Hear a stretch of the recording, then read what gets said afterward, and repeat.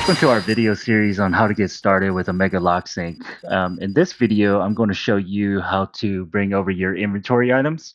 And there's a couple of different ways you can do so. You can do so individually, or you can bring them over in bulk through an inventory stock take. So I'm going to go ahead and show you how to do so one by one, and then I'll show you how to do the stock take. So the first thing you want to do when you get logged in is go down to parts and then parts and inventory. And then you'll want to go ahead and scroll all the way down to add unlisted part. And this is how you can reconcile your inventory as well. So you want to go ahead and add in your SKU here. You can easily select a SKU or add a new SKU and then select your inventory location on where this item is physically located. The reason for the adjustment, whether it's extra parts or just inventory taking that location. You want to adjust the inventory by the physical count.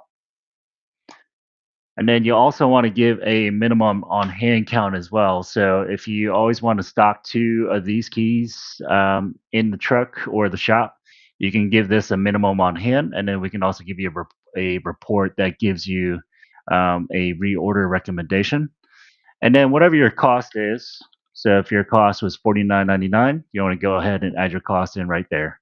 And then last but not least, you just click save, and that will add in these inventory items into your system. Next thing I'm going to show you is how to do a inventory stock take, and this is how you can bring in your inventory through a CSV file. So first, when you go to stock take, you want to go ahead and press this plus sign right here. And then you'll want to give your stock take a name.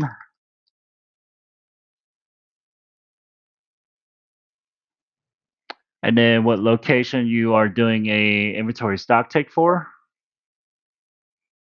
And then you'll want to go ahead and drop your CSV file in here. If you need the CSV file, just feel free to reach out to your Omega LockSync account manager, and we are more than happy to help you out with doing the stock take. But the format of this CSV file, you'll want to have your SKU, where the part is located, any notes for your inventory items, whatever your cost was as far as what you pay for these keys, your minimum on hand on what you wanted to have on hand for these keys, and then whatever the physical count was. And then once you're done with that, you just import that list into Omega, and then just click finish, and that will bring in all your inventory items into Omega LockSync.